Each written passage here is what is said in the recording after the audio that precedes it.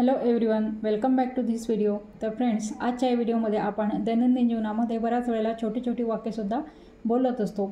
मग आता ह्या छोट्या वाक्यांपासून इंग्रजी बोलायला जर तुम्ही सुरुवात केली तर तुम्हाला मोठी वाक्यसुद्धा बोलताना अडचण येणार नाही। आणि म्हणूनच आजच्या या व्हिडिओमध्ये आपण अशा प्रकारची जी छोटी वाक्य असतात ती इंग्रजीमध्ये कशी बोलायची ते समजून घेणार आहोत। तेव्हा तुम्ही संपूर्ण व्हिडिओ स्किप न करता नक्की बघा। आणि तुम्हाला जर व्हिडिओ आवडला तर व्हिडिओला लाईक करायला सुद्धा विसरू नका। तर इथे बघा, मी इथे फर्स्ट सेंटेन्स लिहिलेला आहे, अजिबात काळजी करू नका, किंवा आपण असंही म्हणतो की अजिबात काळजी करू नकोस। अशा प्रकारचं वाक्य आपण बऱ्याच वेळेला बोलत असतो। आता हे वाक्य आहे नकारार्थी, म्हणजेच निगेटिव्ह वाक्य आहे, त्यामुळे याची सुरुवात आपण डोंटने करणार आहोत। म्हणजेच इथे आपण घेणार आहोत डोंट, म्हणजे करू नका, यासाठी आपण इथे डोंट हा शब्द वापरला आहे। मग काय करू नका, तर काळजी करू नका, म्हणून आपण इथे घेणार आहोत काळजीसाठी शब्द वरी। डोंट वरी म्हणजेच काय, काळजी करू नका। आणि अजिबात, अजिबात यासाठी आपण इथे लिहिणार आहोत ॲट ऑल। ॲट ऑल म्हणजेच अजिबात। बघा, डोंट वरी ॲट ऑल म्हणजे अजिबात काळजी करू नको किंवा अजिबात काळजी करू नका। अशा प्रकारचं वाक्य तुम्हाला इंग्रजीत बोलायचं असलं तर तुम्ही अशा प्रकारे बोलू शकता, डोंट वरी ॲट ऑल। आता नेक्स्ट बघा, मनावर घेऊ नकोस किंवा मनावर घेऊ नका। अशा प्रकारचं वाक्यसुद्धा एखाद्या व्यक्तीला एखादी व्यक्ती वाईट बोलली असेल तर आपण तो वाईट वाटून घेतो, त्याच्या मनाला लागलेलं असतं, मग आपण काय म्हणतो त्याला की मनावर जास्त घेऊ नकोस। मग अशा प्रकारचं हे वाक्य आता इंग्रजीमध्ये कसं बोलायचं। आता हे सुद्धा कसं वाक्य आहे, घेऊ नकोस म्हणजेच हे सुद्धा नकारार्थी वाक्य आहे, त्यामुळे याची सुरुवातसुद्धा आपण डोंटने करणार आहोत। म्हणजे हे वाक्य कसं येणार आहे, डोंट आणि घेऊ नकोस, म्हणून घेणे यासाठी आपण काय शब्द वापरत असतो, take. Don't take it to heart, मनावर म्हणजेच काय, हार्ट। बघा, don't take it to heart म्हणजेच काय, मनावर घेऊ नकोस। अशा प्रकारचं वाक्य जर बोलायचं असलं तर इंग्रजीमध्ये don't take it to heart अशा प्रकारे तुम्ही बोलू शकता। आता नेक्स्ट बघा, मला कंटाळा येत आहे। बघा, आता कंटाळा म्हणजेच आपण कंटाळा हा शब्द सहसा वापरत नाही, आपण मला बोर होत आहे असा शब्द आपण वापरत असतो। मग आता येत आहे म्हणजेच ही चालू क्रियेबद्दल हे वाक्य बोललं जातं की मला कंटाळा येत आहे, म्हणून आपण इथे मलासाठी आपण इथे वापरणार आहोत आय, आणि आहेसाठी एम वापरणार आहोत। म्हणजे आय एम, मला आहे काय आहे, कंटाळा येत आहे। मग आता त्यासाठी आपण काय वापरणार आहोत, आता इथे फीलिंग हा शब्दसुद्धा वापरू शकता। फीलिंग म्हणजे एक प्रकारची भावना, किंवा गेटिंग असं सुद्धा तुम्ही वापरू शकता। मग आपण आता इथे घेणार आहोत आय एम फीलिंग, किंवा मी तुम्हाला काय सांगितलं की तुम्ही इथे गेटिंगसुद्धा वापरू शकता। ऑब्लिक करून मी इथे लिहिणार आहे ते गेटिंग। कंटाळा म्हणजे बोर म्हणतो आपण त्याला, म्हणून आपण इथे घेणार आहोत बोर। बघा, अशा प्रकारे हे वाक्य मग इंग्रजीत येणार आहे। हे वाक्य तर बऱ्याच वेळेला आपण आता बोलत असतो, मला कंटाळा येत आहे, आय एम फिलिंग बोर्ड किंवा आय एम गेटिंग बोर्ड अशा प्रकारे। म्हणजे फिलिंग किंवा गेटिंग दोघांपैकी तुम्ही कोणताही एक शब्द इथे वापरू शकता, तरीसुद्धा तो बरोबरच येणार आहे। आता नेक्स्ट बघा, हे घ्या किंवा हे घे। बघा, आता अशा प्रकारचं आपण एखाद्या वेळेस एखाद्या शॉपमध्ये जातो आणि आपण आपलं ग्रोसरी वगैरे घेतो, मग आपल्याला बिल वगैरे दिल्यानंतर आपण त्याला काय म्हणतो, पैसे द्यायच्या वेळेस की हे घ्या किंवा हे घे, अशा प्रकारचं सेंटेन्स आपण मराठीतून बोलत असतो। मग आता हे आपण कसं घेणार, इंग्रजीमध्ये आपल्याला हे कसं बोलता येईल, तर हिअर इट इज। बघा, हिअर इट इज, किंवा हिअरच्या ऐवजी तुम्ही इथे म्हणू शकता देअर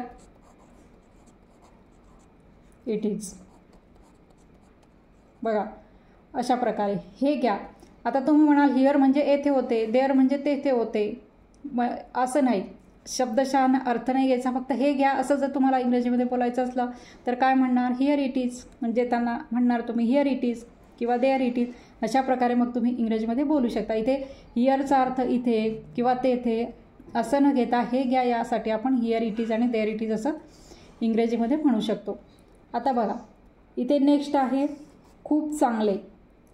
हे तर अगदी सोपं आहे, कारण खूप चांगले, खूपसाठी तर आपण काय वापरत असतो, आणि चांगले तर माहितीच आहे गुड वापरत असतो। आता इथे व्हेरी न वापरता व्हेरी गुडसुद्धा चालू शकते, पण आपण इथे म्हणणार आहोत टू गुड। अशा प्रकारे तुम्ही खूप चांगले असं तुम्हाला इंग्रजीतून बोलायचं असलं तर तुम्ही काय म्हणणार मग टू गुड. किंवा खूप वाईट असं म्हणायचं असलं तर टू बॅड असं सुद्धा तुम्ही म्हणू शकता. वाईटऐवजी चांगल्याऐवजी वाईट म्हणायचं असलं तर गुडऐवजी काय वापरायचं इथे फक्त बॅड, टू बॅड, खूपच वाईट आहे या अर्थाने तुम्ही इथे इंग्रजीतून वापरू शकता. त्यानंतर आता नेक्स्ट बघा इथे काय आहे, नेक्स्ट आहे विशेष काही नाही. बघा एखाद्या वेळेस एखादी व्यक्ती विचारते तुम्हाला काय चाललं आहे तुमचं, काय चाललं आहे, तर आपण काय म्हणतो विशेष काही नाही. अशा प्रकारे आपण उत्तर देत असतो. मग आता यासाठी तुम्ही काय वापरणार, नथिंग म्हणजे काही नाही. या अर्थासाठी काही नाही यासाठी तुम्ही काय वापरणार, नथिंग. आणि विशेष म्हणजे तुम्हाला माहितीच आहे विशेष, स्पेशल, SPECIAL, नथिंग स्पेशल, विशेष काही नाही. बघा काही नाहीसाठी नथिंग, विशेषसाठी आपण इथे वापरलं स्पेशल, नथिंग स्पेशल म्हणजेच काय, काही नाही. आता मग तुम्हाला इथे समजा विचारलं काय चाललं आहे, तुम्ही म्हणाल काही नाही, विशेष काही नाही,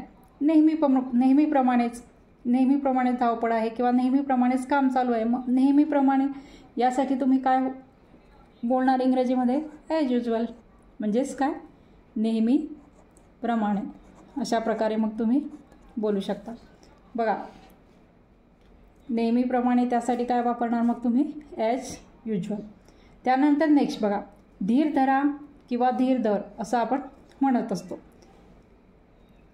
आता धीर धर म्हणजेच आपण त्याला पेशन्स हा शब्द वापरत असतो, धीर धरा. मग त्यासाठी आपण काय वापरणार आहोत इंग्रजीमध्ये, have patience, PATIENC, have patience. धीर धरा किंवा धीर धर आपण म्हणतो की धीर धर थोडासा, हॅव पेशन्स इंग्रजीमध्ये मग असं तुम्ही बोलू शकता. नंतर आता पुढचं बघा, हे उघड आहे किंवा आपण म्हणतो की हे स्पष्टच आहे, हे उघडच आहे. मग आता हे तुम्ही इंग्रजीमध्ये कसं म्हणणार, इट्स ऑबियस. बघा इट्स, आता इट्स म्हणजेच इट इज, त्याचा कॉन्ट्रॅक्शन फॉर्म आपण इथे वापरला आहे इट्स. नंतर उघड आहे किंवा स्पष्ट आहे त्यासाठी आपण काय वापरणार, ऑबियस. बघा हे उघड आहे म्हणजेच इट्स ऑबियस. अशा प्रकारे. आता नेक्स्ट बघा हे इथे दिलेलं हे उघड आहे म्हणजेच इट्स ऑबियस. त्यानंतर नेक्स्ट बघा काय आहे, स्वतःवर विश्वास ठेव किंवा स्वतःवर विश्वास ठेवा असं सुद्धा आपण बऱ्याच वेळेला म्हणत असतो की तू स्वतःवर विश्वास ठेव. एखाद्याला म्हणत असतो की असं होणारच आहे, तू स्वतःवर विश्वास ठेव. मग आता हे कसं बोलणार इंग्रजीमध्ये, तर विश्वाससाठी आपण काय शब्द वापरत असतो, बिलीव. आणि स्वतःवर म्हणजेच स्वतःवर म्हणजे युअर सेल्फ, म्हणून आपण हे वाक्य कसं घेणार आहोत, बिलीव. बिलीव म्हणजेच काय, विश्वास, BELIEV, believe in your self. बघा अशा प्रकारे वाक्य मग हे इंग्रजीमध्ये येणार आहे, बिलीव इन युअर सेल्फ म्हणजेच काय, स्वतःवर विश्वास ठेव. एखाद्याला आपण सांगत असतो. आता नेक्स्ट बघा इथे आहे मला सांगा. म्हणजे एखादी गोष्ट एखादी व्यक्ती करणार असेल तर तिला आपण काय म्हणतो की मला सांगा. मग तसं काय झालं तर मग मला सांगा यासाठी आपण इथे इंग्रजीतून काय म्हणणार, तर इन्फॉर्म मी. इन्फॉर्म, आता इन्फॉर्म म्हणजे माहिती देणे, मला माहिती द्या असं नाही, मला सांगा असं जरी तुम्हाला म्हणायचं असलं तरी तुम्ही काय म्हणू शकता, इन्फॉर्म मी, मला सांगा. त्यानंतर आता नेक्स्ट बघा काय झालं. बऱ्याच वेळेला आपण एखाद्याला विचारतो, त्याच्या चेहऱ्यावर काही टेन्शन दिसलं आपल्याला, तर आपण काय म्हणतो, काय झालं आता, अशा प्रकारे प्रश्न आपण त्याला विचारत असतो. मग आता कासाठी तर तुम्हाला माहितीच आहे, कासाठी आपण काय शब्द वापरतो इंग्रजीमध्ये, वाय.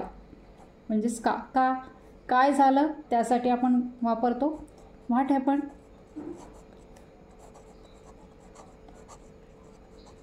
बघा अशा प्रकारे आपण मग तुम्ही इंग्रजीतून विचारू शकता. बघा काय झालं, व्हाय, व्हॉट हॅपन, अशा प्रकारे.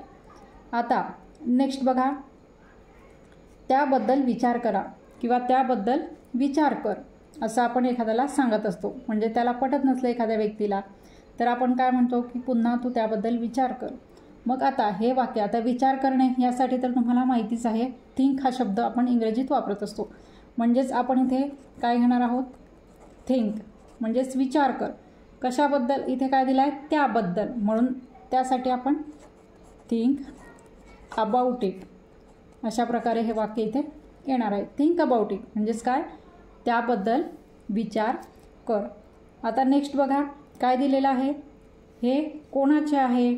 बघा बऱ्याच वेळेला आपण विचारत असतो, एखादी वस्तू असली आणि आपल्याला माहिती असली तर आपण काय म्हणतो लगेच की हे कोणाचे आहे. मग आता इथे हा प्रश्न विचारलेला आहे, त्यामुळे इथे प्रश्नार्थक शब्द सुरुवातीला येणार आहे. कोणाचे, त्यासाठी आपण काय शब्द वापरत असतो मग इंग्रजीमध्ये, हुज. हुज हा शब्द वापरत असतो. म्हणून आपण इथे काय लिहिणार आहोत सुरुवातीला, WHOSE, हुज म्हणजे कोणाचे. आहेसाठी इज, आणि हेसाठी आपण काय वापरणार आहोत, दिस. दिस म्हणजेच काय, हा, ही, हे.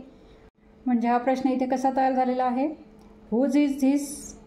हुज इज धिस म्हणजेच काय, हे कोणाचे आहे. अशा प्रकारे मग तुम्ही इंग्रजीतून प्रश्न विचारू शकता.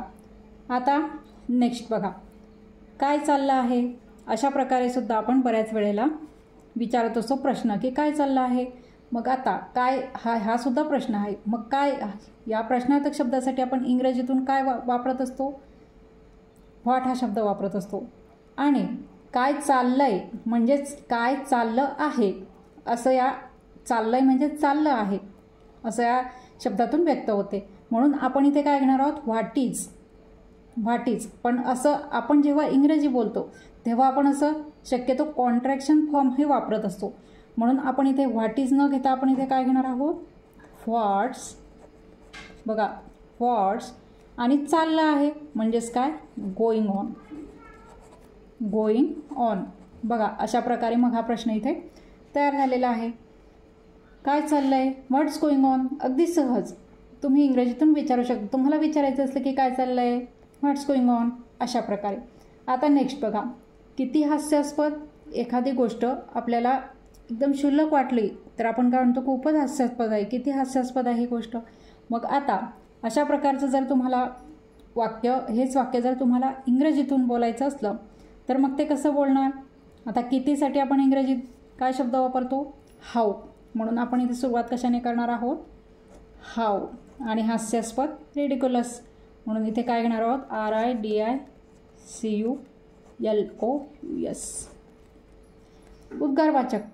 उद्गारवाचक वाक्य आहे, किती हास्यास्पद, हाऊ रिडिक्युलस. अशा प्रकारे मग तुम्ही म्हणू शकता.